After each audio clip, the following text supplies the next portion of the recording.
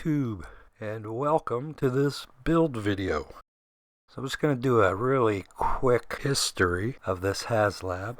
So on September 16th, 2022, Hasbro announced a 6-inch scale, the Robbie Reyes Engine of Vengeance Haslab. This crowd-funded campaign was to commemorate the 50th anniversary of the Ghost Rider brand. It came complete with the dual mode charger and a Ghost Rider figure.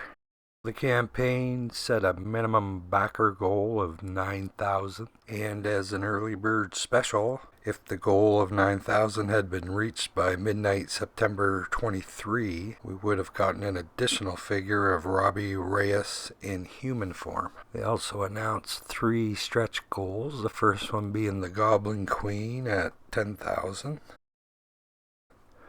Damien Hellstrom at 11,000, and Mephisto at 12,000.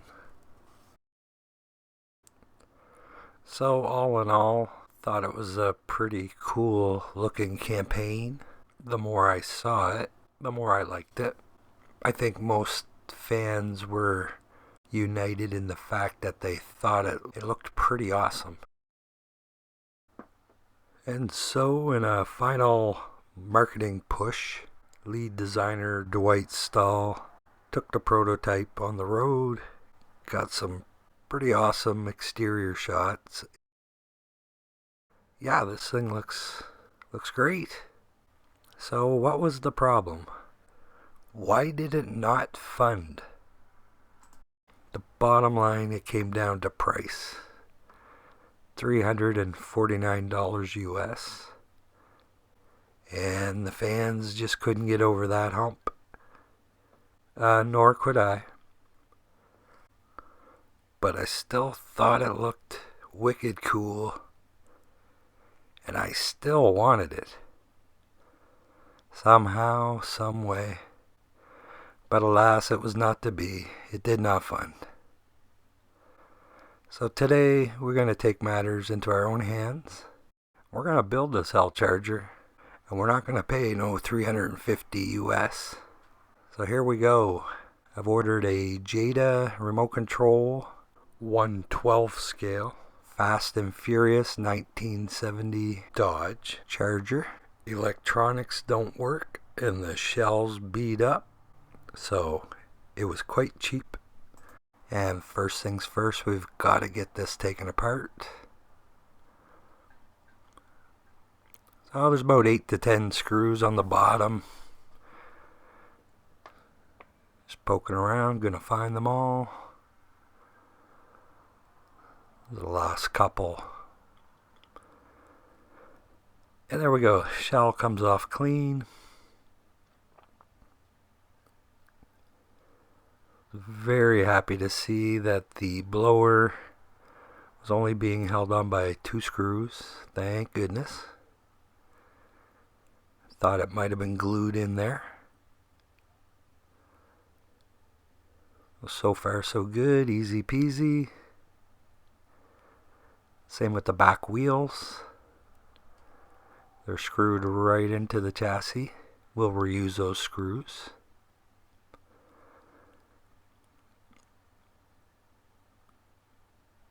Now, unfortunately, the front wheels, because it's a remote control car and they steer, actually has a little rack and pinion assembly. So, there's 2 screws right on the very front of the chassis, underneath, which I had to unscrew. And there's the screw holes. I left the screws out. And that allowed me to open up that front, pull the top from the bottom, open it up like a clamshell, and I was able to wiggle those white clips out.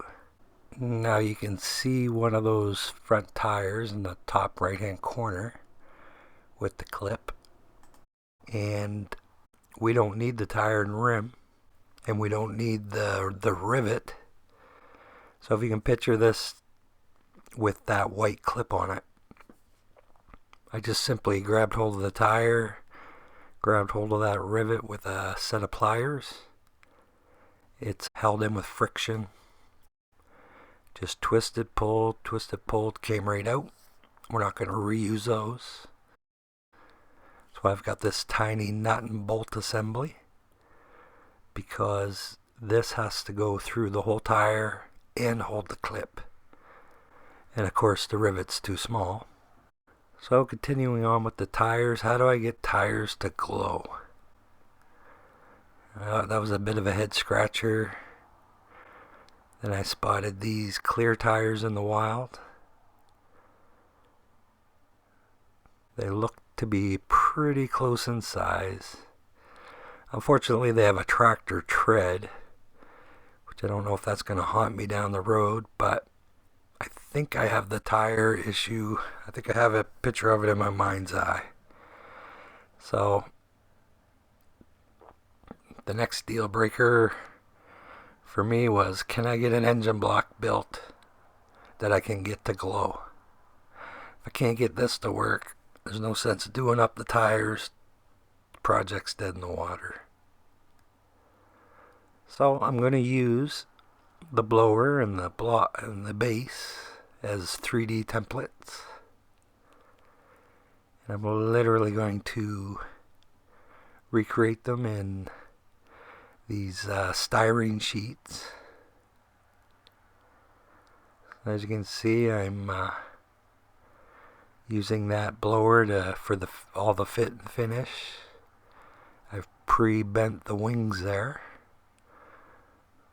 just to get a good shape when I curl this all up and glue it. I'm just going to do a final check here. So as you can see, kind of cheating. Just totally using it as a 3D template.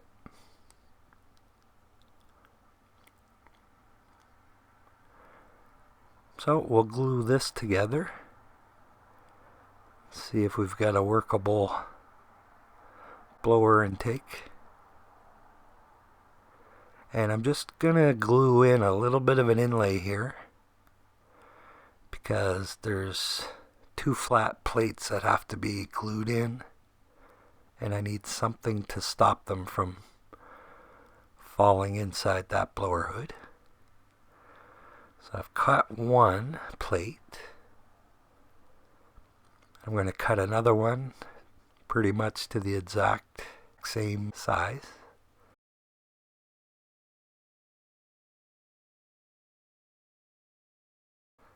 So there we go. So one's just going to be the flat back, and then one I'm going to cut 3 circles out for those intakes. So I'm just going to measure it into 3 equal parts, rough in some circles, and cut those circles out.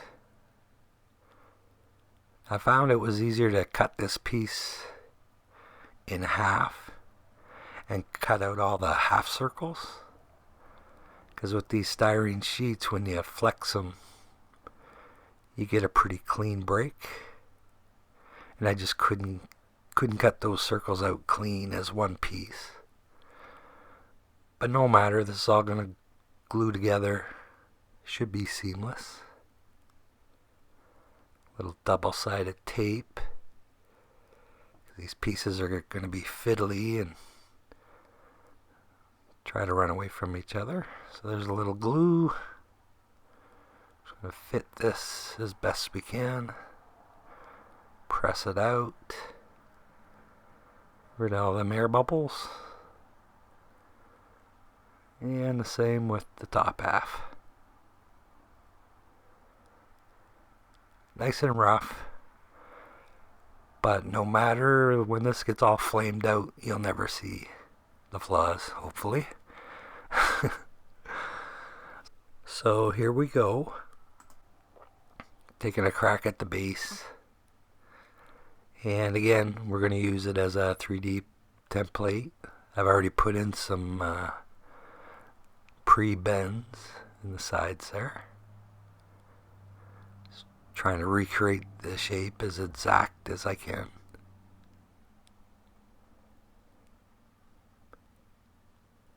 So we Gotta box it in. Or basically, the basic shape right now is basically going to be like a matchbox. But the specifications are going to match the base of that blower motor. Get rid of a little excess there. So I've just glued that. We're just getting the rough basic shapes here. So we also need to get the fan belt going here. And I pre-bent it around the shape of the original. So luckily these styrene sheets, they do hold a bit of a memory when you stress them and bend them. So once I hook this around, I have the rough belt shape.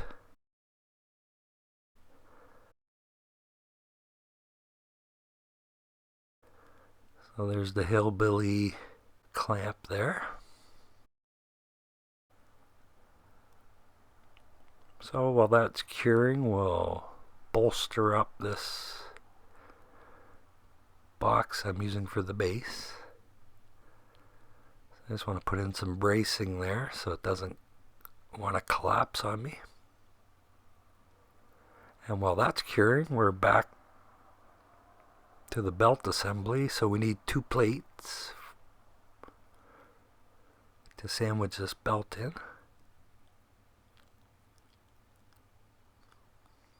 So I've already kind of drawn out the shape, but I really want this to be exact, so I'm just taking my time, making sure I get a really accurate fit. I just wanted a hair bigger than the belt loop. And I'll have to cut a second plate also, one for the front of the belt, one for the back. I'm going to bolster up the back of this base. Try to add a little integrity to it.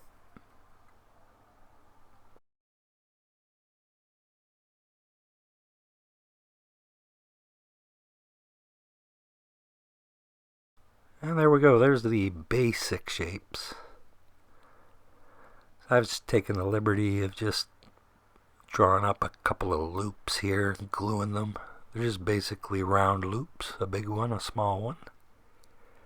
And then that's roughly how it'll look with the plate on it.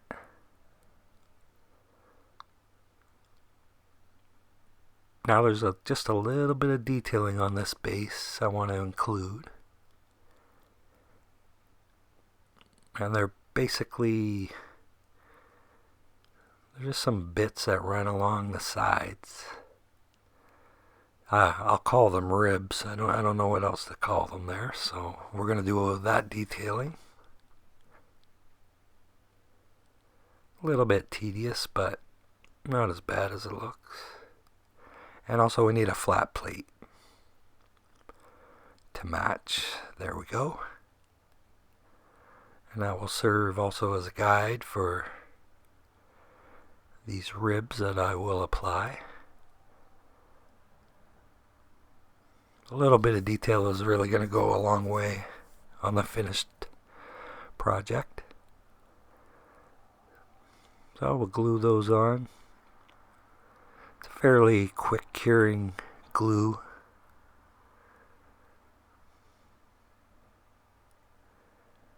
So there's one side complete, there's the other, and then we just have to fill in the middle.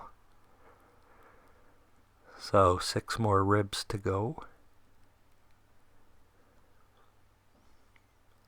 Just rolling it over and cutting it right flush with the bottom. I'll apply another touch of the, it's actually essentially it's a contact cement that I'm using. It's not the best in the world, but it does do the trick. It's what I have. So they're just finishing up the detailing, just seeing how the fit and finish is going to look. Glued on those little circles that I cut out earlier. kind of flattened one there at the bottom, the little one. Get that plate glued on. So now the moment of truth, will it glow? So there's my phone light, and clearly it does catch light, it does glow. And you can see a little flourish of detail where that fan belt is. Just cut out some rough little pieces and glued them onto that flat plate. Nothing too fancy. So I figure, okay, I'll move on to the wheels. It seems like the engine block's in hand. So I've cut out 8 wheel covers, cut it out of styrene, and I've just painted the inside of the tires. There's no paint on the exterior, just the interior only. Don't want them scuffing off. I just did a little lighting experiment just to see if the paint's too heavy. And while those dry, I'm just going to start building a little bit of flame on the engine block. Just using clear hot glue. Just letting a little bit out and pulling it away and making it stringy. And here's the initial lighting test for the engine block. And clearly I need 2 LEDs. I need one in the base and one in the top, because that base is not lighting up at all. So it looks like it's coming together. I threw a couple of coats of paint on the engine block. And just starting to kind of get the tires together. The back one's quite easy. And the front, well, as you can see, it's just a little bit more complicated. But again, I'm just opening up the front end of that chassis like a clamshell. And I'm able to put all those pins back into the designated holes. Just had to be careful taking it apart to try to remember how everything aligns back in. But it's pretty hard to mess up because it will really only go in one way. And if you notice the red circle that's drawn on that styrene wheel cover, that was just a gauge because on the inside I just ran a small bead of hot glue on all of the styrene wheel covers just to make sure that the wheel and the tire don't slide around one another. So just a little wee bead of hot glue that dried. Yeah, those wheels actually have a surprising amount of integrity now. So just getting the chassis all together here. Starting to build a little bit of the glue on the back wheel. And I've actually drawn arrows on that wheel cover because when I was going to make the hole for the LED on the inside, I just wanted to make sure everything was in alignment. Because there's not really a lot of room for the LED to go in. And if you don't have the tire in alignment, your flame might come out sideways compared to where you put the LED. So, and you can kind of see on the front tire the hot glue I put on the inside of all the wheel covers. See, just handling it, the arrows I put on that back tire are facing up down now, which puts it out of alignment for where my LED hole was drilled. So it's just a good way to keep your flames in alignment. Once you've established where you're going to put that LED, kind of want that wheel to lock into that position and just make sure all your flames are aligned. So just checking it out. The body hasn't been permanently attached yet. It's just sitting there. So another quick look at the wheel from previously. And you can see where that hole is for the LED now. So when that's under the car, it's going to be in a very specific place. And just a shot to show you how the once those clips go all back into where they belong, it all just neatens right up, gives you a nice tidy look. So you can also see why I had to use those kind of long nut and bolt, because they go from the outside of the tire, through the clip, whereas the original came with just a rivet that just held the clip, didn't have to go through the whole tire. So here's just another lighting test for the wheels to make sure I didn't overpaint. A quick lighting test on the engine block. And we're just starting to build the flames up on the wheels now. So I had to build a fairly thick base of clear glue before I started to get the flame to go in a direction. So the body, it was constantly going on and off just to make sure those flames were going to clear the body. And then once I was clear of the body, it was pretty smooth after that. Just starting to apply a little bit of paint to those flames. Try to get them to match the engine block. Getting a little help from Ghost Rider. He's supervising the job. And here we go. So we're just starting to tie in some LEDs. So we're going to put one in each wheel. A little hot glue to hold it there. We've got the 4 wheels tied in. And it's starting to look a little crazy there. But I can walk you through this circuit easy. So here's the lights I'm using. They're pre-wired with a resistor, so you don't have to worry about voltage equations or anything like that. It's going to be a straight up 9-volt circuit. Now if you have trouble reading this wiring diagram, no problem. Each LED has a black lead and a yellow lead. Once you've got all your bulbs placed, you just want to simply gather up all your yellow leads into a bundle. And then you just want to put one piece of bell wire or low voltage wire that goes to nowhere. You're just going to join all those wires with a little wire nut is what I used. And then the same with all the black leads. Gather those all up into a bundle. Get a piece of bell wire or low voltage wire and just join all those with wire nut. That's it. 2 connections. And those 2 pieces of bell wire are going to go out to your battery just so you can be testing the circuit. And then eventually we're going to wire a switch in. So for the initial lighting test, I've joined the wires. I've only twisted them together. I haven't screwed on the wire nut. I just want to make sure this circuit works. And I'm just touching the bell wire to square 9-volt battery. Just a quick fit of the body. Make sure it doesn't short out any of the connections. Now I had to drill those original screw holes out in the hood to fit the LEDs. And I've staggered them high-low. One to light up the top of the engine, one to light up the base. Got a little ahead of myself here, but I'll show you what's going on in this compartment. This is where the old USB charging cable used to coil up when it was in the remote control.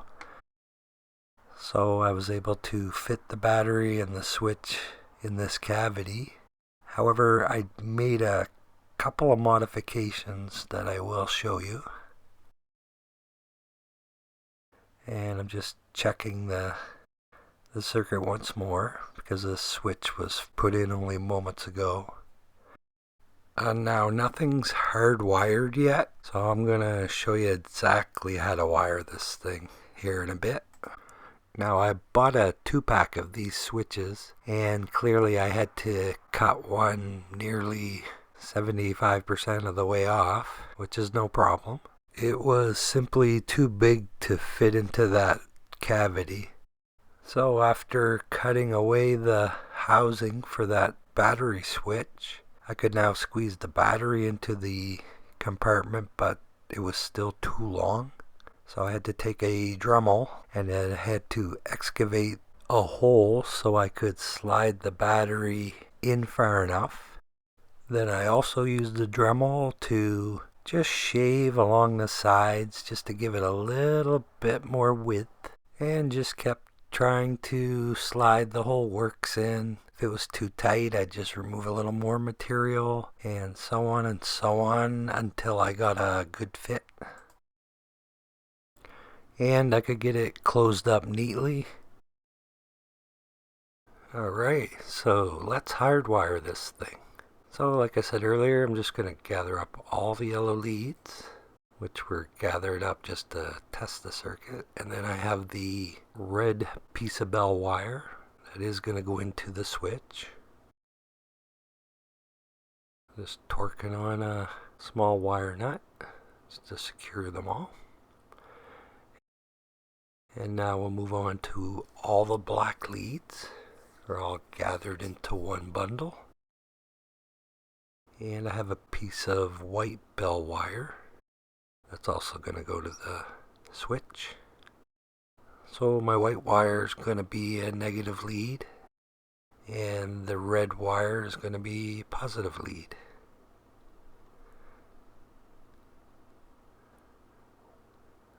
So there we go, that's locked in. And now we want to do another circuit test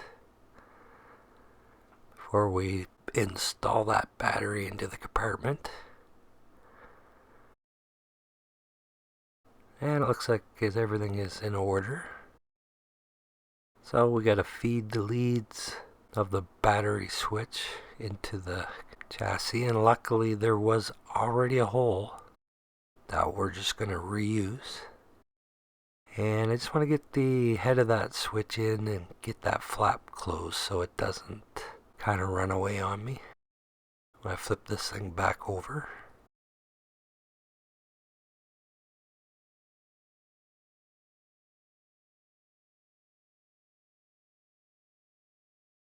There we go.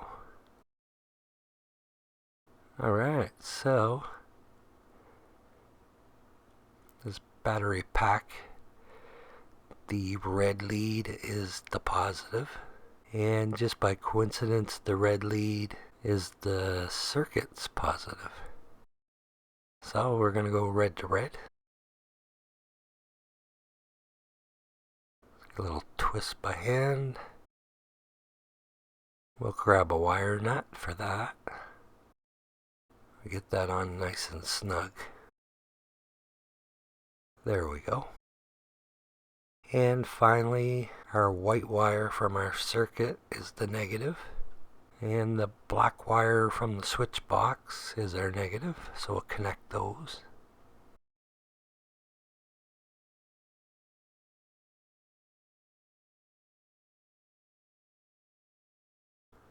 So it's time to put it all back together.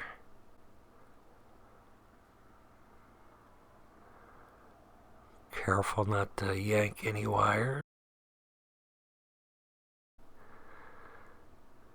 Nice and easy.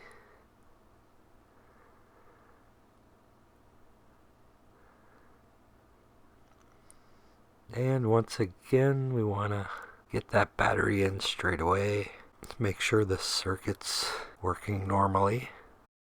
And hopefully we can lock the body back onto the chassis. So fingers crossed. No wires got crimped. No, I think we are in good shape. So now we've got everything hardwired. Can squeeze that battery in. A little bit of a tight fit, but I do like the way it fits because once it's in there it doesn't rattle. And yeah, the circuit's working perfectly. Just gotta throw the engine block back on. And I did take the liberty of locking down 4 screws, so the body's locked onto the chassis now. And there you have it. Fairly robust, you can handle it, you can pick it up, you can take it with you for photo shoots, show a buddy. Pretty much handle it like you would a normal toy. So I'm just gonna shoot some red light on him. Little hellfire going on there. Overall, can't really complain. It was a very fun build. Pretty happy with the results. It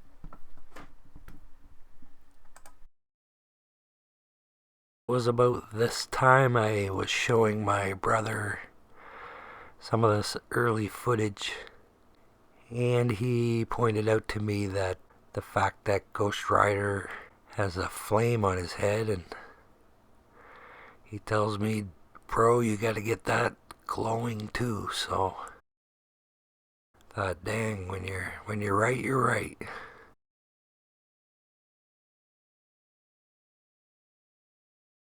So we're gonna give Ghost Rider a little bit of the LED treatment here. So I'm just gonna hot glue this lead up his leg and up his back and get his hair lit up.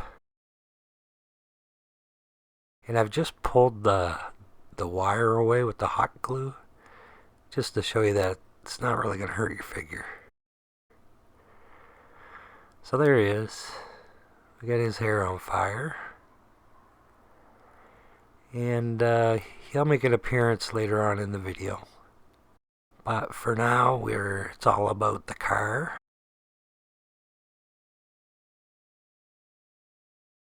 Now, as we all know, the magic happens when the lights go down. Am I right, ladies? Oh! Oh, and I just wanted to show you on the bottom of the engine block, just the holes are cut out.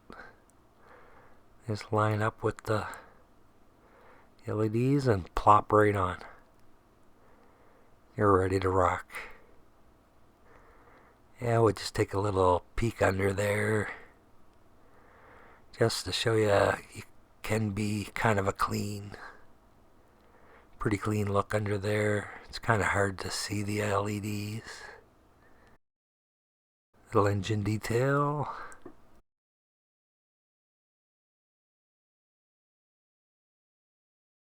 So I guess overall pretty happy with the build. Few challenges to overcome.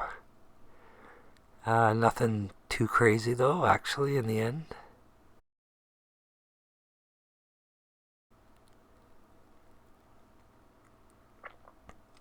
And in case anyone's curious, I've kind of added up all the materials and I think I'm right around the $50 Canadian mark. And the highest cost was acquiring the actual charger, which ended up costing me approximately $24 delivered. It was an eBay purchase, and the fact that the car no longer ran and the body was beat up and scratched kind of talked him down a few bucks.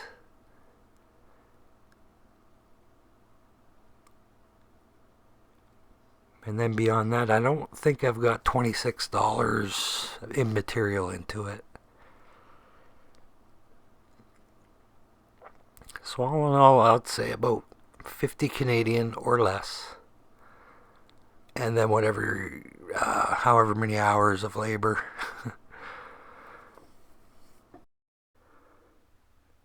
Hands-on, I think I might have 5 or 6 hours put into this. That's not including drying time for the hot glue and the paint and the glue for the styrene and so forth. But yeah, 6 hours well spent. I'm pretty happy with the results. And now I'm just gonna run a little fun video. Wasn't really supposed to be included, but I guess it's kind of a preview of a video to come. Got a Galactus unboxing. And we got Ghost Rider's hair on fire. Got it all put together. Crossing the streams, the Haslab streams.